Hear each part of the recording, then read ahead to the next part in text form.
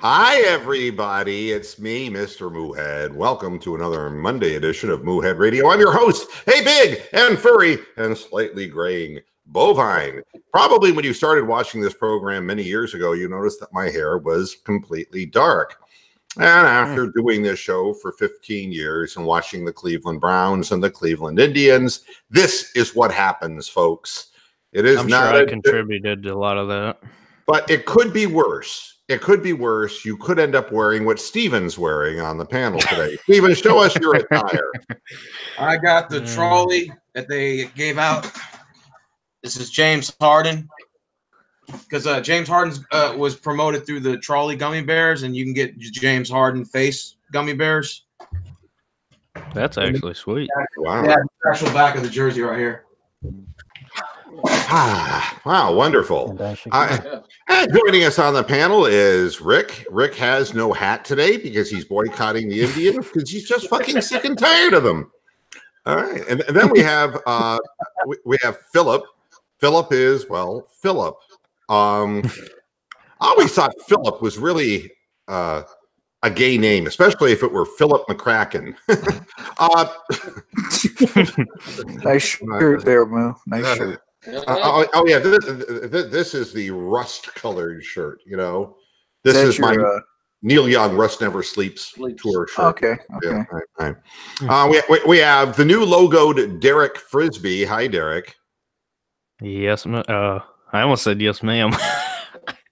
I'll say yes, Moo. That'll work. That's a whole lot better. Thank you. Then we have Brian, the Centaur. Hi, Brian. Okay. Hopefully you guys can hear me. Yeah, now we can. And then we have Brittany, deaf mute Brittany from Texas. And we move right along into the meat of the program, the Cleveland Browns. There's a lot to talk about the Browns today, but nothing more significant than the Kareem Hunt story. Kareem Hunt is now a Cleveland Brown. And if you don't know who Kareem Hunt is, then you're basically living in a cave. Yep. Or you're as stupid as Hiram. Well, either way you look at it, you're somewhere out in left field. Kareem Hunt is really, it turns out, if nothing else, the kicker that the Cleveland Browns were looking for. Oh, what? Oh, you just had to start with that.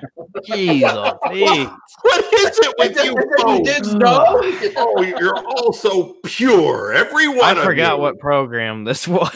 Oh, for God's sakes. You know, yeah, it's a great slug line. Hey, no, forget it.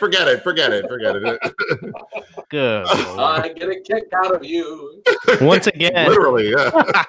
Moohead Radio, sponsored by the Me Too movement. Yeah, you know, no, seriously. Let's get over the moral turpitude of this situation and tackle this one head on first. You know, good, should the Browns have offered this contract of $1 million to Kareem Hunt based on what he did? I want to read you something just to refresh your minds. All right. Now, I'm not gonna tell anybody that Kareem Hunt is a great guy. He's got problems. He has drinking problems. And Chad is saying, I live in the city that Kareem Hunt grew up in, and the signing is going over like a lead balloon here. You know, look, I know what times we're living in. Sorry, that's my phone. It may be a telemarketer. I don't know. My house could be on fire. It could be anything. I'm doing a fucking program. Leave me alone. Roxanne Dolls is in the chat room saying hi. Hi. God, that's Roxanne on line one. Yeah, right. Not wrong number. Yeah. So at any rate, I want to read this to you because I think that it's important. All right. I will. My nephew was brutally beaten and murdered. Nobody's paying for it. Greg Wilson told USA Today Sports in 2013, everything is so fresh in our mind like it happened yesterday. We will never forget this. And only Ray Lewis pleaded guilty in relation to this case for obstruction of justice. A misdemeanor.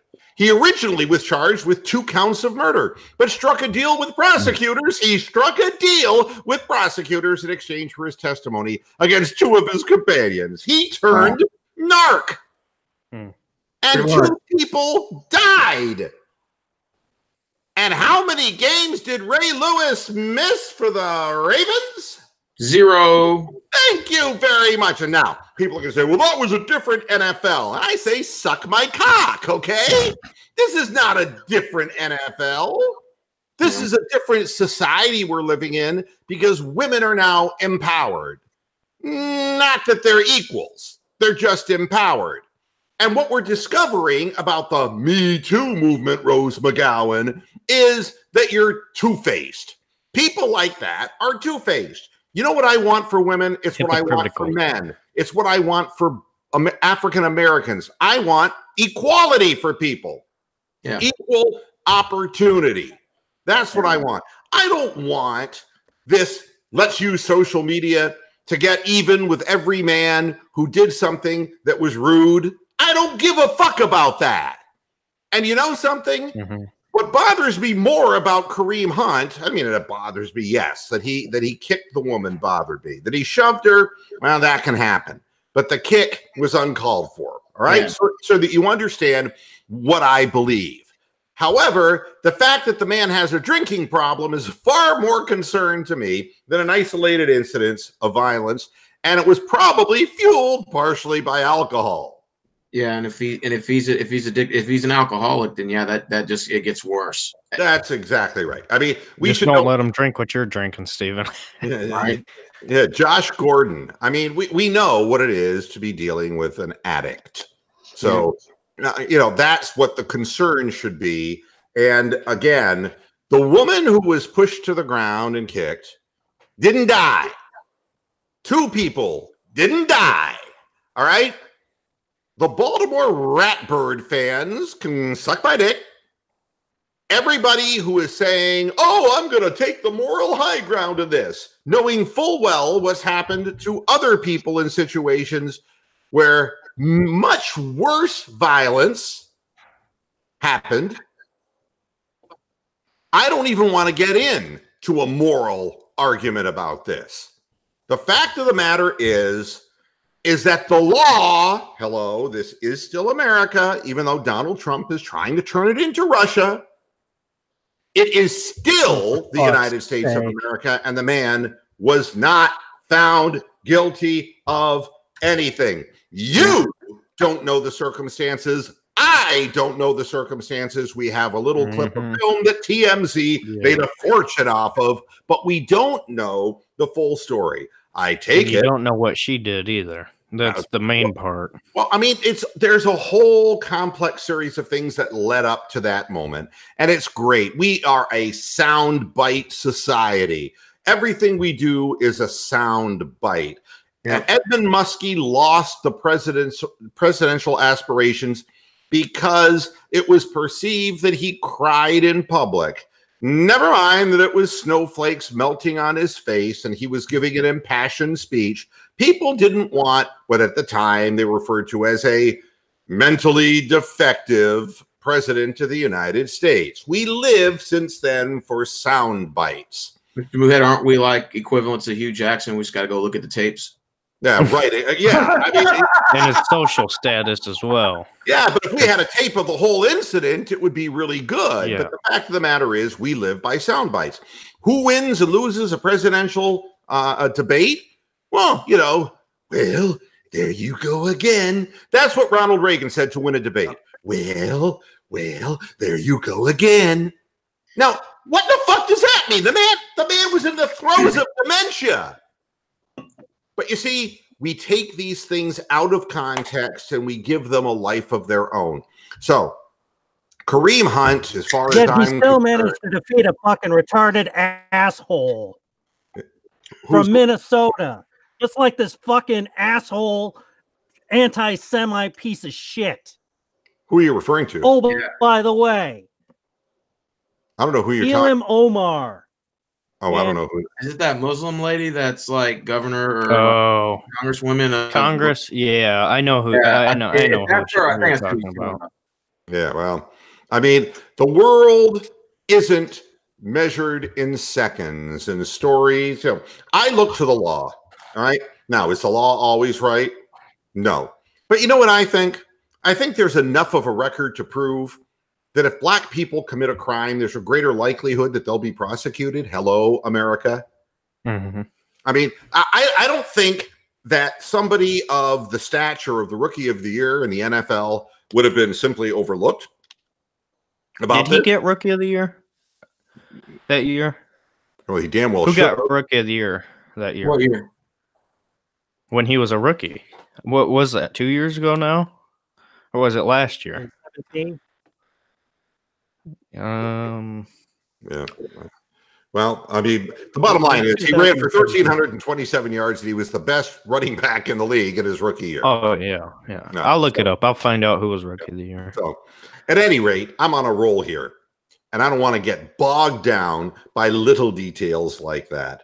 My feeling as I continue on this is that there are not only is there no standard in the NFL, there's no standard in society. All right, we'll give Kevin Spacey an example. Okay, Kevin Spacey will never make a movie again because he was abusive. All right, he was abusive. It was Kareem Hunt. Yeah. Okay. Well, then I guess neener to you. You know, I could go on giving examples of things that were worse, and you know, and there are other people, you know, who. I mean, Woody Allen still makes movies and he married his adopted daughter. I mean, you know, I don't know. At what point do we draw the line here? I don't know. I mean, so we had Mia Farrow making up a story that he had anally penetrated one of the children, and on and on and on it goes because we have bitterness and acrimony. But the truth is what matters, and I go by the law. And if somebody is unjustly accused, which does happen, I can only hope that those people wind up getting a second chance and not being, you know, persecuted their entire life and be released from prison for not committing a specific crime. But they had every opportunity with a high-profile athlete, and they couldn't pin anything on him.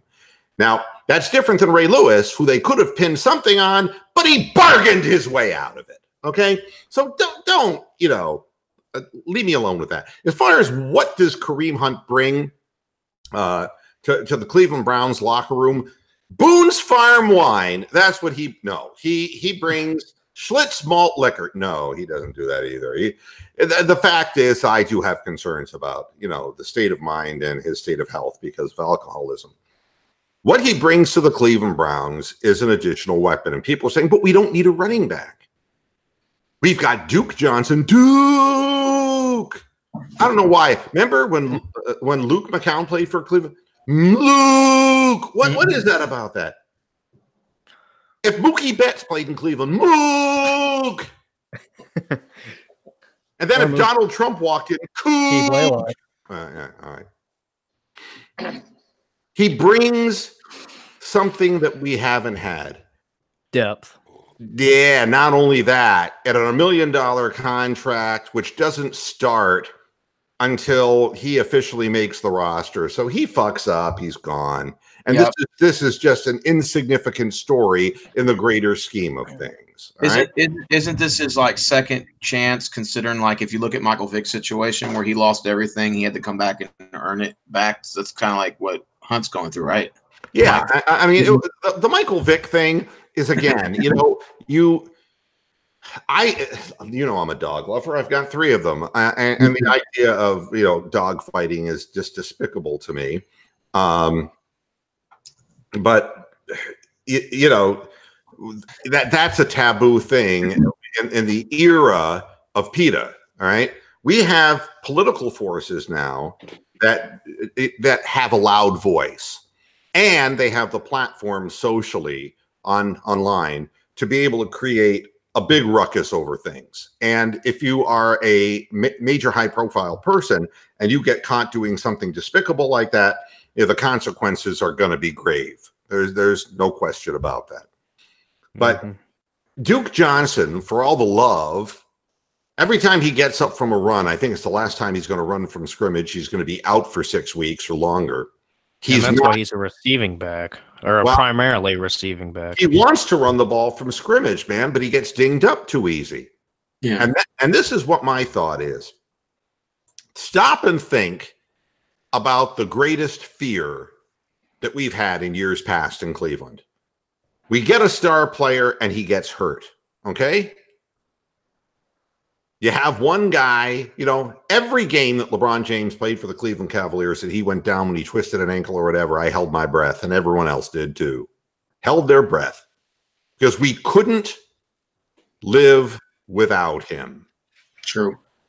And when you're not deep, if you have Nick Chubb and Nick Chubb goes down, now you got somebody. No, who do we have? Dontrell Hilliard. I mean, come on. We need more athletes. The offense, and we're going to talk about the air raid in just a minute here.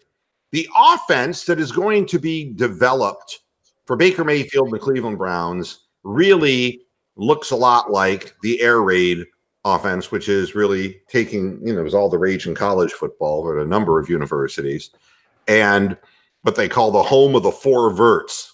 4 wide receivers running down the field vertically, just like a 8-year-old kid would draw up on a video game. But it is a little bit more complex than that, and we'll get into that in a minute. But Duke Johnson was working out as wide receiver just this past preseason. They never used him in that capacity, but he said that he could definitely pitch in that way. He does have the ability to get open and to get and squirt for extra yards. He doesn't have a lot of size, but he's a great scat back, but he's not durable. Nick Chubb is big and powerful, and he should be a primary running back. But with Kareem Hunt in there, it's like, well, geez, that guy is, if he's still Kareem Hunt, sober and whatever, he is a really good running back. So we have 2 of them. So am I going to? And you get fresh legs too. Yeah, that's right. And how do injuries happen? Well, I don't know that you can really prove that injuries happen based on the number of carries that a running back has in a season, but it definitely shortens their careers. That I can tell you, because running backs are big time. There's like a window for running backs, and when running backs go beyond the age of 29, it's not a pretty sight. And if I can have 2 instead of 1, I'll take it every time, especially on a no-risk $1 million deal. Mm-hmm. I mean, why the hell not? He can catch the ball out of the backfield. He can run with the football, and he is an elite running back when he's together. Rare Breed in the chat room saying Hunt is a better runner of the football than Duke. Plus, Duke making $15 million versus $1 million. We barely use Duke anyway. Trade him and get a 2nd or 3rd pick or wide receiver.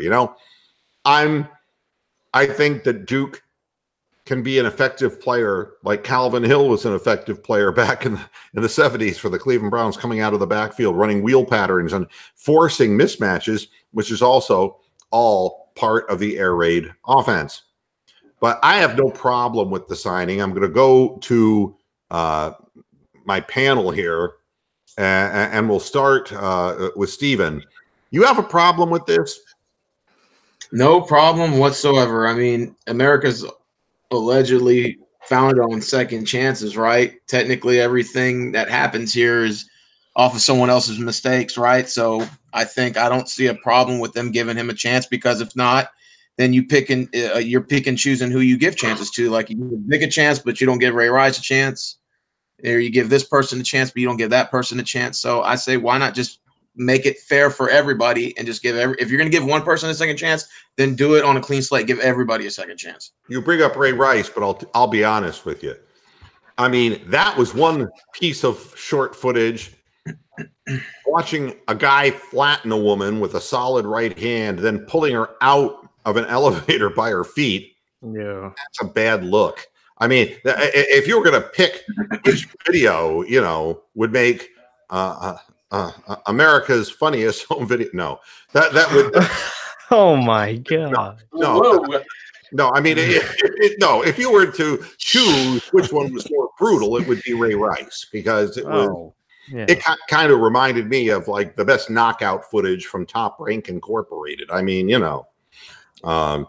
that. So yeah, I get what you're saying, though. Actually, America was supposed to be the land of opportunity, not the land of second chances, and I am not so sure about either of them today. Rick, what do you think? What do you think about this signing?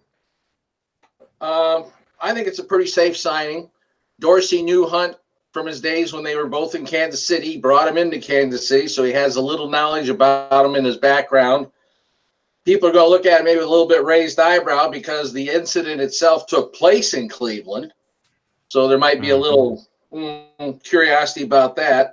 Basically, we're probably all just going to have to wait and see what the NFL has to do. They still have to make a decision about whether or not he might be suspended. He will be. He'll be suspended. He'll be suspended. Yeah, just a matter of how long it's going to be, and then work it from there. I don't know whether Dorsey would be thinking about maybe using this and then using Hunt to maybe make a trade for some more draft picks or something like that. I guess never say never, but for $1 million, I think it's a good deal. Because, like I said, Dorsey knew him from Kansas City, so he should have a little bit of knowledge about him. It's a low risk, high reward. I mean, if you get it for a penny to the dollar, and if it doesn't work out, hey, no harm, no foul. You can just trade him and get whatever you can for him, or you could just release him. Now, I do actually have a theory in all of this, and actually it could be a potential strategy. What you do is you bring in 2 running backs who have domestic violence backgrounds, all right?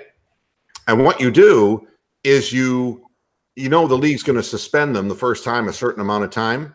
So what you do is you break down the season and their load and how many times they carry the ball based on physical violence and altercations with people. So what you would have is 2 running backs, and when the other guy had to rest, he would punch somebody in the face and get suspended for X number of weeks by the NFL. And then the other guy would come back because he'd already served his penance, and he would come in and run the football. And that way you'd have, out of 16 games, 8 and 8, it would be an even balance. And, that way you would just kind of say, hey, take the second half of the season off, The problem with that theory is, you'd have to find somebody that Nick Chubb would punch. And I don't think he's Did Joe Mixon, what was his sentence? His was worse, wasn't it?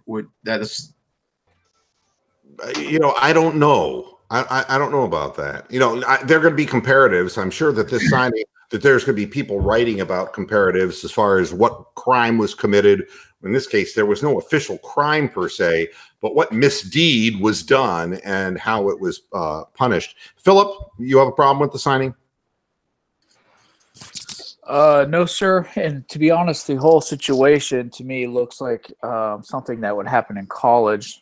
There's a bunch of college kids, probably drunk, probably drinking, just ridiculous. And personally, I think the cutting and then suspension would be plenty of punishment for the guy. Now, Chad in the chat room saying, I bet he gets an 8-week suspension. I think they have to come down hard. Jake Miller says Mixon punched a gay person and broke his jaw. That put that guy out of business. Forget it. What is it about people that think? I don't get it. I'm just not a supporter of making an example that's already been made. I mean, they're how many times you got to do it? Yeah. I just want to tell people that my background was in stand-up comedy, and the whole idea is to push the envelope. I'm not serious about what I'm saying, folks. I mean, it's like, no. I mean, and again, but if you punch a gay guy, then, LGBT community is going to come down on you. I mean, we do have political factions in this country and on both sides, Unless you're a Muslim and then they throw you a fucking parade. Yeah. Well, I mean, it's more than just one side. It's multi-sided. Pat Segerson, how you doing? Good to see you in the chat room. It's always nice to see people. When I make a joke, I see about 5 people leave the chat room. It's like, I wonder why there are no women listening. Oh, sorry, Brittany. Yeah. And it's no wonder that Roxanne just refuses to show her face on the program. She's probably taking flack from people.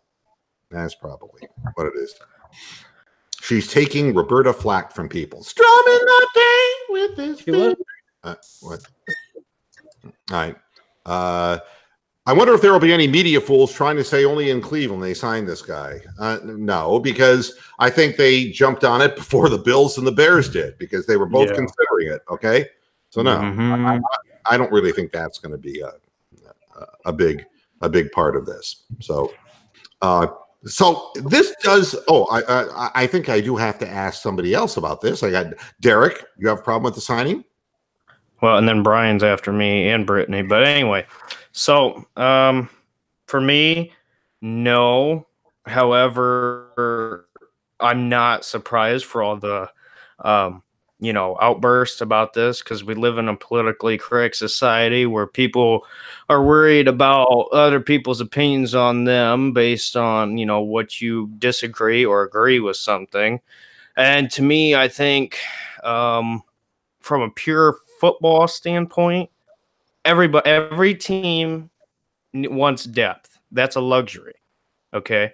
Yeah. And for the Browns, you've seen what Freddie did with that 3 running back system for, I forget what drive it was, but anyway, if you have a guy out there and Dorsey trusts and believes in Kareem Hunt, he was the one who drafted him. So you're not shocked with that.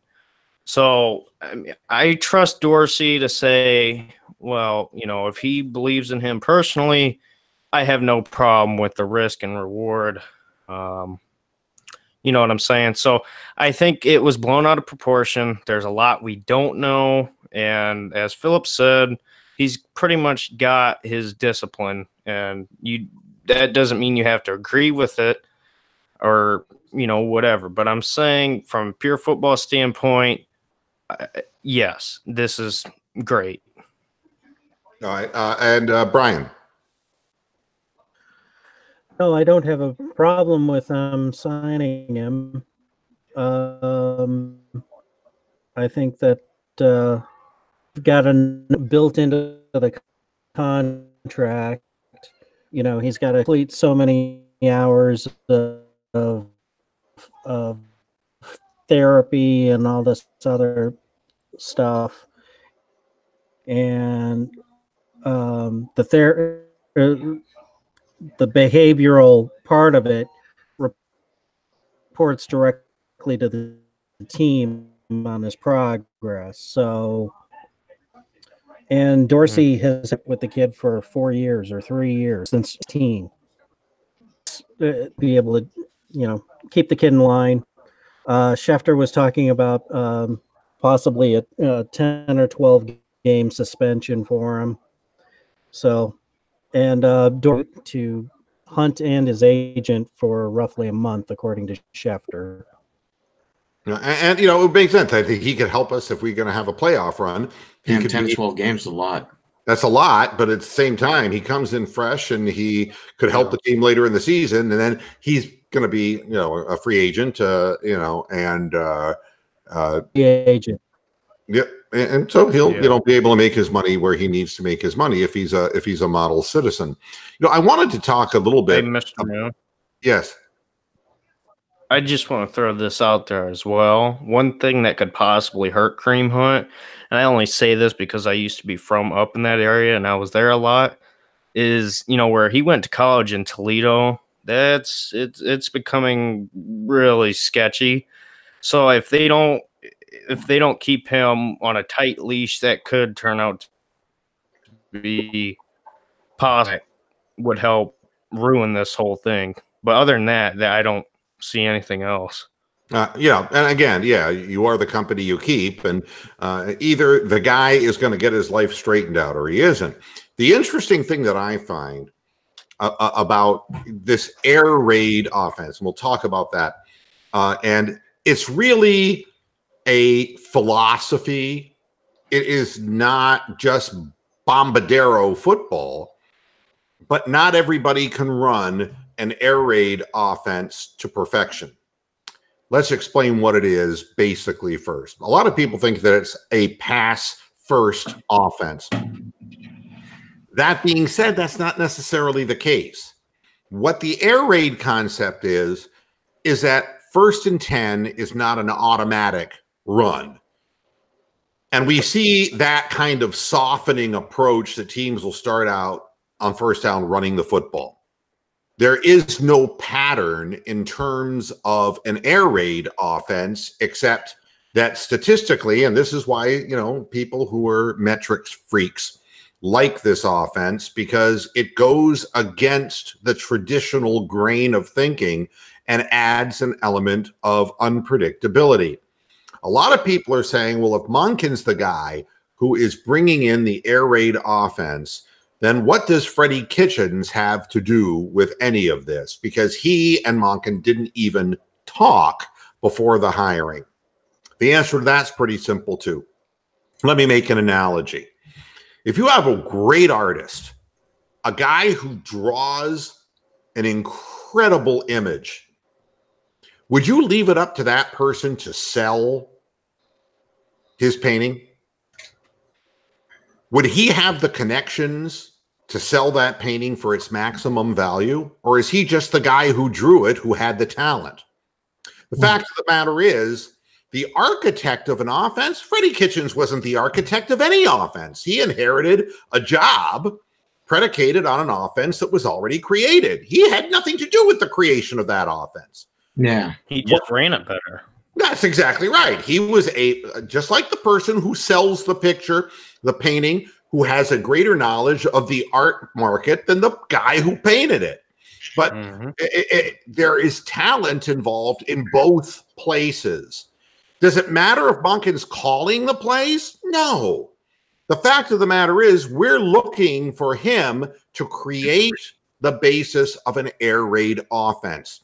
And then we're relying on the common practical wisdom of Freddie Kitchens to be able to see which plays, again, the team runs best and what is more effective for that group of players.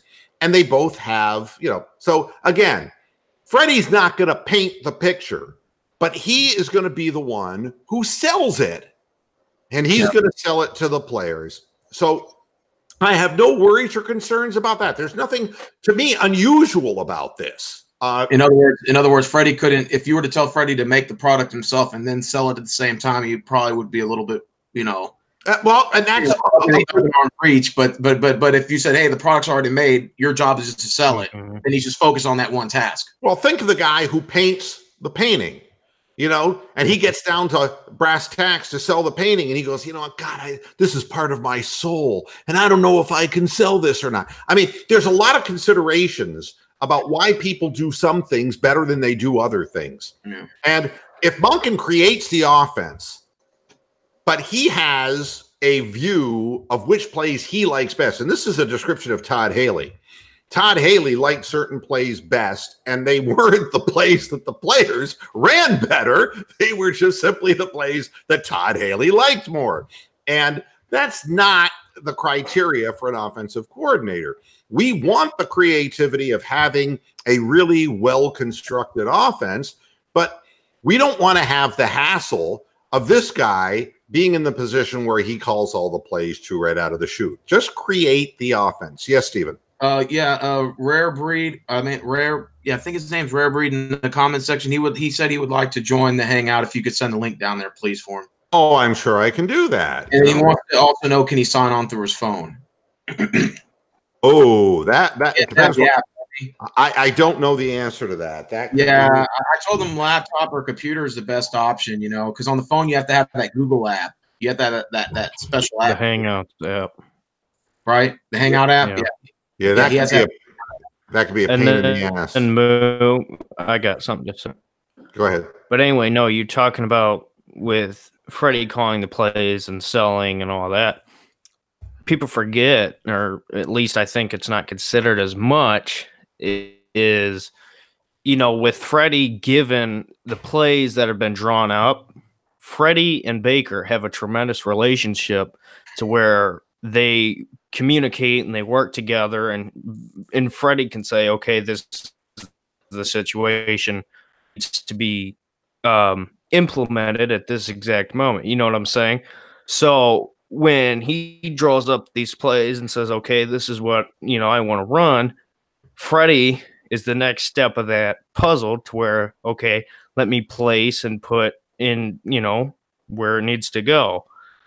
And that's why I'm saying it's good to where Freddie, like what he did with Todd Haley's playbook, if he can do that with a better playbook and better design, the sky is the limit, especially when you got Baker Mayfield.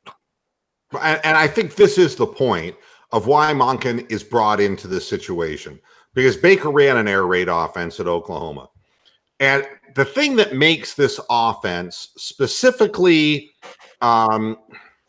different and why it's not for everybody is it takes a rapport between quarterbacks and receivers. Think of it this way. If we do John Madden. So I have a wide receiver here, wide receiver here, wide receiver here, and a wide receiver here, and they all run straight down the field vertically. That's 4 verts. Okay? Yep. That's 4 verts. Now, does that mean you're going to throw a bomb every time? No. What does it mean? What it means specifically is they will run down and start looking at whether a matchup is out there that they want to exploit. And they will have a predilection, I guess you could say. Well, I mean, but they have a game plan, and they say this is the weak link, in our opinion, in their secondary. And if we put guys spreading out the field equally, both vertically and horizontally, that somebody's going to be on a fucking island, and it's going to open up more space, and we're going to see where the weakness is and exploit it. And we're looking for defensive backs to overcommit or to think that, oh, they're going to go deep. Then we stop and we find a dead spot if it's a zone, or we have timing between our quarterback and our receivers. And so the defensive back keeps running down the field. Stop, catch. I mean, this is the remedial part of what air raid is. But if you don't have a quarterback who can survey the field quickly, if you don't have wide receivers who are in sync with the quarterback, if you have people who are not communicating, this offense can't work. The difference for Monken is that he was trying to institute that, and he did successfully with Jameis Winston, who doesn't have nearly the quarterback aptitude because he throws too many interceptions. And the fact is that, you know, when you turn the ball over as much as Jameis Winston did, you end up losing your job, to Ryan Fitzpatrick. So we have a better raw material to work with in Baker Mayfield. So that's why the offense is brought into Cleveland. And the reason that Monken is not going to call the plays is because we are going to take that book and shorten it down again. And we need receivers who are on the same page. And Jarvis Landry and Rashard Higgins are on the same page. What we need to see is we need another wide receiver, all right? We need somebody else who can go out there and run a 4-vert scheme because it requires really good pattern running. What is it, Derek? Uh-oh. What? What are you uh-ohing? Derek is somewhere in La La Land. I'm not sure where he is. Everybody with me here? Yeah. All right. Yep. Derek is schizophrenic. Yep. New logo, same old Derek. But it does require pattern running skills. It was lagging so much. It is. You're lagging. What the heck? Yeah. You have to turn off and come back on. Here, I'm going to get off and get back on. Yeah. Okay. Get back on the pogo stick there. He's off. He's off. Yeah. And running. It requires a skill set to run this offense, and it is effective if you have the right weapons. We need another wide receiver, but it does not surprise because people are asking, but why did you come here if you're not going to call the plays? And, that's kind of like, why did you build the house? Frank Lloyd Wright, why did you build this house if you're not going to be the one who sells it? If you just give it to real estate agents to sell, it's because creating something is of value. It's the part of the offensive coordination position that is, for some reason, overlooked It is a fabrication job. This play calling thing has gotten way out of hand because Freddie Kitchens proved last year you could never be an offensive coordinator in your life and call plays. If you have common sense and you communicate with your team, you know, it's not that difficult. Creating the offense, that's another issue. Ask Lindy Infante and Bernie Kosar. The fact is, Lindy Infante had to create an offense from the mess that he inherited from Marty Schottenheimer. When Marty Schottenheimer was basically putting out his linebackers as wide receivers because he was a defensive coach. So when we got, you know, Infante in, created something, and again, we had a smart quarterback in Kosar, and it worked because the players got to understand what the offense was. That's what we're looking at. This has to be taught. So we need coaches who are good teachers, and we need receptive pupils on our team. Instead of people who are selfish like Josh Gordon, we need people who are like, hey, look, this is about spreading the ball around. This is, you know, not about throwing to Julian Edelman 72 times in the Super Bowl. This is not that. What this is specifically is how many different people can touch the ball, and you need a lot of athletes to get this done. So Kareem Hunt is just another example of a guy who can catch the ball out of the backfield. Look at air raid from that perspective. That's all it is. It's like, think of it as basketball, all right? If you're looking at the NBA, point guard comes up down the court, unless it's James Harden. If it's James Harden, he won't pass the ball. But if it's any other point guard in the league, he's going to immediately look to see if there is a mismatch. It's all about, it's not about team coverage. It's about what you can force somebody into from a statistical perspective, a person who can't handle his man on the field. And air raid just makes it easier to singularize and pick that person out and pick on them. That's what the offense does. So, I think you're still lagging, Derek. Go ahead and talk. Hear me? Yeah, you're still, you know, again, it has a lot to do with internet speed and Wi-Fi connections. If you're not hardwired in with a lower, we can hear you, Derek, but you're lagging something fierce. If you're not dealing with speeds, it can be very difficult because some of us have faster connections than others, and some of us have bigger dicks than others. So Derek wins on one front but loses on the other. And unfortunately, that causes a lagging problem. I'm going to go switch networks. That might not be a bad idea. But now, of course, the dick, if you had a dick problem, you would have a lag problem too, but a different lag problem. All right. Oh, wait a minute. We have Rare Breed coming into the studio. Hey, Rare Breed. Welcome to the show, man. Hey, how you doing? Turn up your mic. Can you turn up your microphone? Can you hear me? Not quite. Keep going. I'm going to see if I can help you a little bit here. Let's see. I got to find him. All right, now try. Is it better now? A little bit. A little bit, man, but we need more volume. I can't give you any more from the studio. You got to find it somewhere in your heart. Or you can try to speak a little louder in the camera, the thing, you know. No, he's done this. He's done this before, but for some reason it's not as loud. Yeah. So, yeah, talk like you're angry, Rare Breed, and that way we'll hear you better. Okay. I can hear him. Yeah, I can hear him as long as he gets right up to it, man. As long as he gets right up to it, I can hear him. Yeah. All right. So what do you have to say, Rare Breed? We always give you the floor. Here you go. With the Kareem Hunt thing, I believe that'll be a good addition. I believe Freddie Kitchens should put him, Duke, Chubb, and Wishbone. I believe that'll produce a lot of big plays using that. Run a wishbone offense? A wishbone. Let me ask you this. What about Nick Chubb? If you want to put Duke and Kareem, what happens to Nick Chubb, who was so fabulous this last year? Now, the wishbone is 3 running backs, so you'll have all 3 on the field at one time. Oh, I see what you're saying. And Freddie Kitchens, all 3 out there. Yeah. Freddie Kitchens is probably no stranger to any novelty offense from what I saw last year. Some of the play calling was a little bit different. So I think they will go a little bit outside of the norm. I think that there's a chance for that, actually. As strange as it sounds. Well, the wishbone is a old college offense predicated on a lot of options. So I remember that back from from Darrell Royal and the University of Texas. Oklahoma used to run it with Bud Wilkinson. Yeah, with Bud Wilkinson, that was another wishbone offense. Air Force ran it.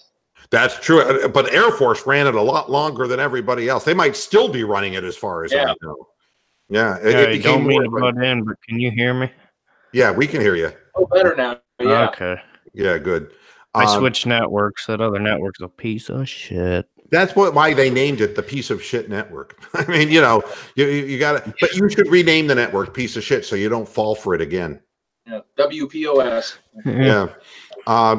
But, it's our offense last year was limited to what was already in place. Now, the only thing that's going to be difficult is how quickly. I'm not concerned with how quickly Baker can learn it, because Baker's a fast learner. We found that out. It's the other players. It's blocking schemes. It's keeping the quarterback safe in the new scheme. It's integrating a new wide receiver into this, and it's determining who is, in fact, better at running this kind of offense from the wide receiver position. You've got a couple of guys in Brashad Perryman, and you have Antonio Callaway.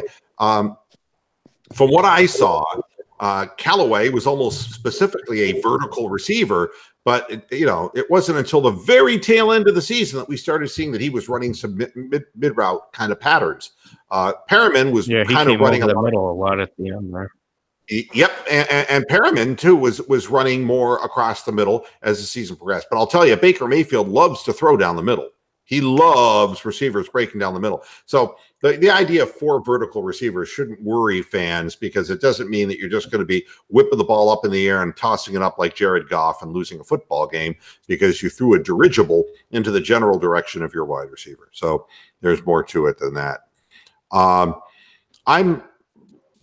think that if you look at where the Browns are today, it's hard for me to badmouth adding quality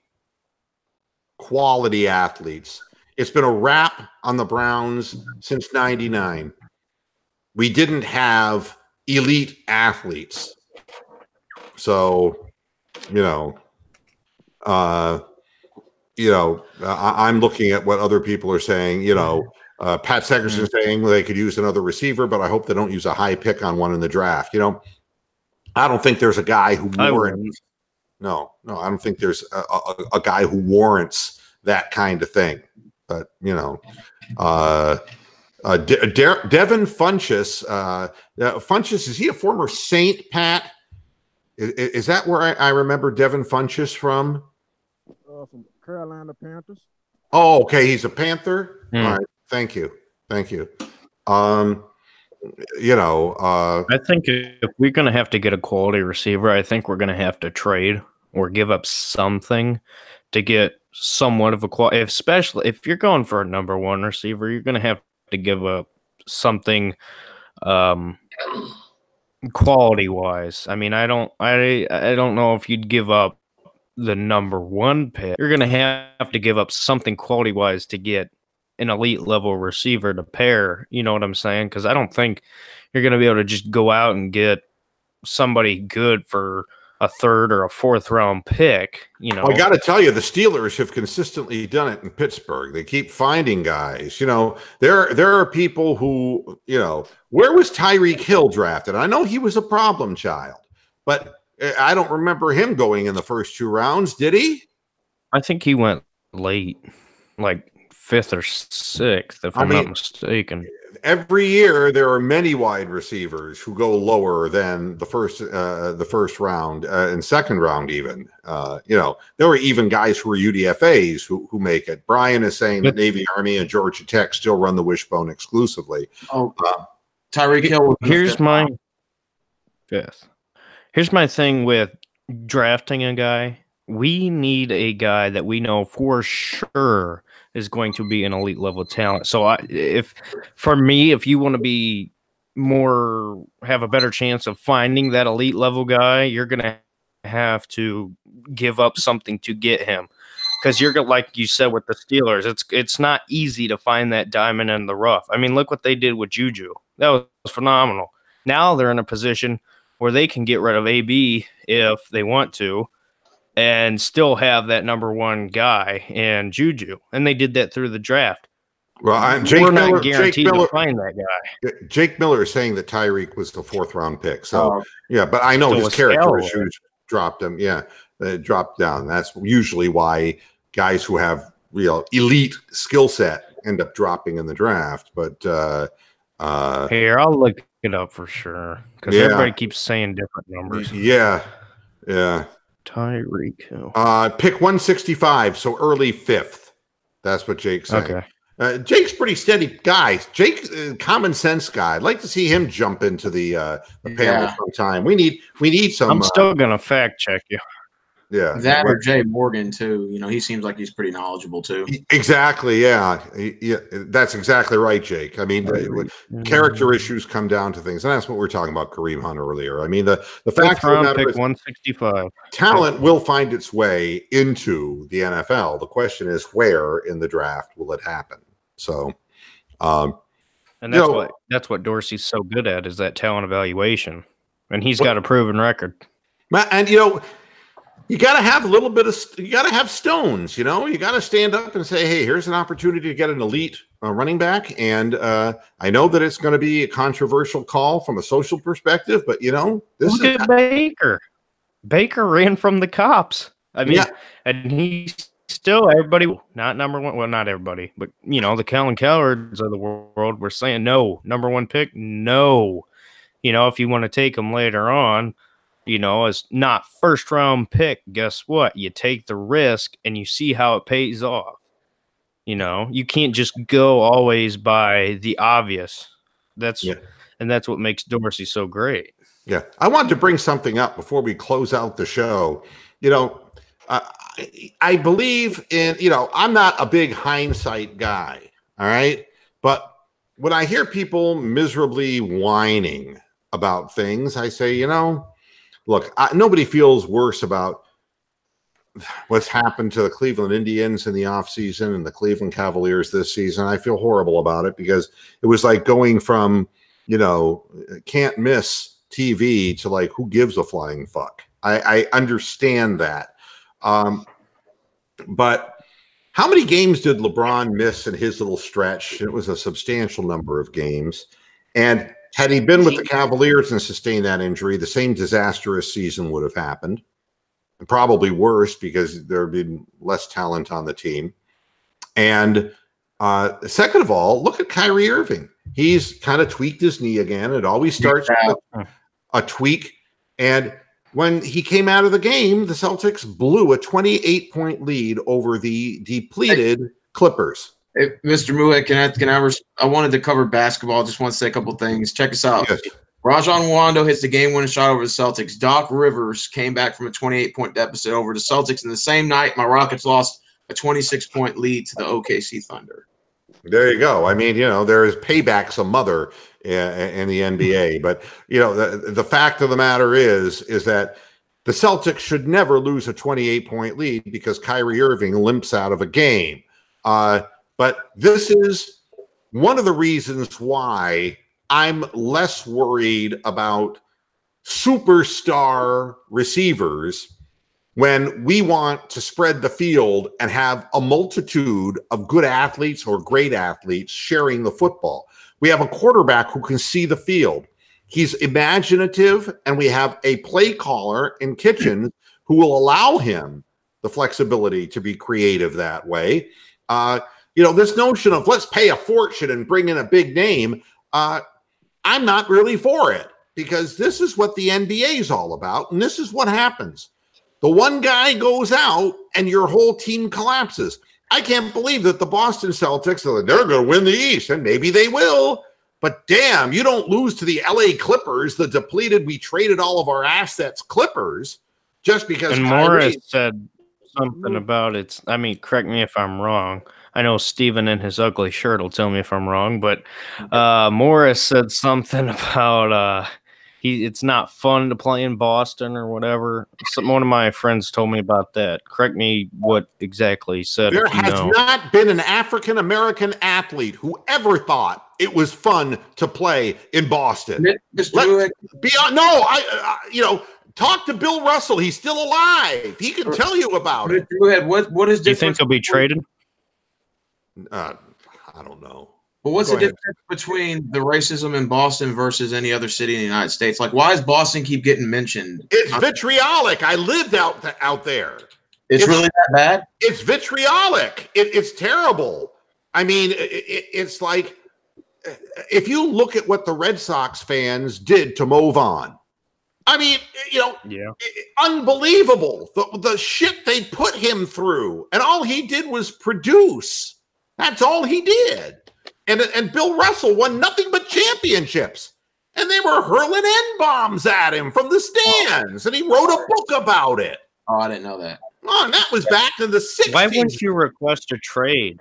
If I'm just thinking, if that was me, yeah, because I'm just thinking if that was me and I had to put up with that crap and I'm giving that much quality, I'm saying screw you and I'm leaving. Yeah, but look at Jackie Robinson. His was way worse. No, I mean, why is it no fun to play in Boston? One, because expectations are higher. Two, because it's the Kyrie Irving show, and he and his father Drederick made sure of that. And when you're connected to the movie Uncle Drew, things ain't gonna go smoothly for you. You know, it was really funny. I sit there and I'm waiting for Star Trek Beyond to get on satellite television. I wanted to get the Star Trek Beyond, and you have to pay for it, right? Hello. And you can't even rent it. You have to buy it for $14.99, right? That's what's happening there. You know, Uncle Drew's already on television on DirecTV. You can get it on 14 different channels. What does that tell you? This is no star value. Kyrie Irving's all about Kyrie Irving. And the Boston Celtics are not a cohesive team. And go ahead. That's the problem in Boston. See, they got too much jealousy. Everybody trying to be the star player. Morris has said it don't feel like a team. It feel like everybody out for themselves. It's gonna be their downfall, I think. Oh, and I agree with you. I mean, I've watched a lot of the Celtics games. There's two things that will kill them in the end. They don't shoot well enough. And in today's NBA, you got to be able to shoot the rock. If you can't do that, all this spread offense and transition offense doesn't mean a damn thing. And the fact is they got some guys who are very talented. And I think Tatum is having kind of a lesser second year than he did a rookie year, and Jaylen Brown is not consistent from beyond the arc. And the floor stretchers, Gordon Hayward isn't as athletic as he was before, and he was never with Utah playing for a team that was that athletic. And I think that he's right. Rare Breed is right. They have players, but it looks more like the Washington Wizards to me. You know, like it's a collective of athletic, talented players, but they're not making one more pass. They're not really playing together. And that's how you end up losing leads like that. And it's how you become dependent. And I hated, the LeBron offense. It was like, well, we have one possession to win the game. Who's going to get the shot? LeBron, or LeBron? Which one? I mean, it's like, I thought there were 5 men on the floor for a reason. And go ahead. I said, don't the Lakers look like the Cavs, but the worst part of the Cavs last year at the beginning of the year when they were struggling? Yeah, they're 500 now. They're 500 at 28. And well, they're losing with LeBron on the floor. And the problem, again, it's going to be the same thing with the Celtics. They're getting open looks, but can KCP consistently make the 3-point shot? Kuzma's a good shooter, okay? But then you surround Rondo can't consistently make a goddamn thing except the pass, all right? He goes through stretches where he gets his confidence back and then he loses it completely, and the shot goes out of whack. This has been his history since Boston. You look at the other guys on the floor who they're playing, and they're like Jordan Clarkson. I mean, there's a heart And all the guys who play for the Lakers, they're a lot like Jordan Clarkson. They can score in bunches, but when all's said and done, they're 42% shooters. And they end up shooting long twos, which is just like, no, not in today's NBA. Jump shot, a lot of problems. And so then you ought to see when LeBron's on the bench, it even looks worse. Yeah. Well, that's it. What rotations do you have when LeBron comes out of the game? And that's all about depth, too, and chemistry. And it's the reason why LeBron, his whole career, has been forced to play extraordinary minutes. Do you think they should have made that move to trade for AD before the trade deadline, or they just didn't want to give up all their arsenal? Because I know New Orleans was asking for way too much, but I'm wondering if maybe they regretted not considering taking some sort of deal. Well, I mean, they're playing hardball, and maybe they know something. I don't know. But the fact is, tampering is a joke in the NBA. I'll close with this. What is tampering in the NBA? I remember when Pat Riley had a secret meeting with LeBron James. Nobody said dick about it in the NBA. That was when he played for Cleveland the first time, and he ended up going to Miami. All right? This is what constitutes to the NBA today. This is Davis, when he was requested to be traded for the Pelicans, listed the Milwaukee Bucks as a preferred landing spot. And this is what the owner, the co-owner of the Bucks said. I saw that report, and I think it's great. It's a little bit of what we want. We want players to come into Milwaukee, and part of it is when you're winning and you're setting a standard for excellence, people see that. People want to win. We hope it would be players like Anthony Davis and others who want to come to Milwaukee. That's tampering? They busted him for tampering. And did nothing. He didn't say anything wrong. You call that recruiting? Yeah. Yeah, Milwaukee would rather have Anthony Davis than if you gave every fan a free hand job. You know, they'd rather have Anthony Davis. How many people would be thrilled? With all due respect, you know that all these players have each other's numbers. So if they really want to recruit each other, they're going to call each other and say, hey, how would you like to come here next year? I mean, you know that's going on behind the scenes, you know? And now they're investigating Lakers contacting Ben Simmons. And, you know, it all makes great headlines. But, you know, the bottom line, you know what tampering is? Tampering is what the league does to get all of the star players on 3 teams. So fuck the NBA. Fuck the NBA and their stupid, ridiculous definitions of tampering. What Lasry did for the Bucks does not constitute tampering in any way, shape, or form. Just hoping and wishing. You know how hard it is to get somebody to come to Milwaukee? Difficult. You know? If you don't remember, Oscar Robertson and Kareem Abdul-Jabbar were there for a very short time. Okay.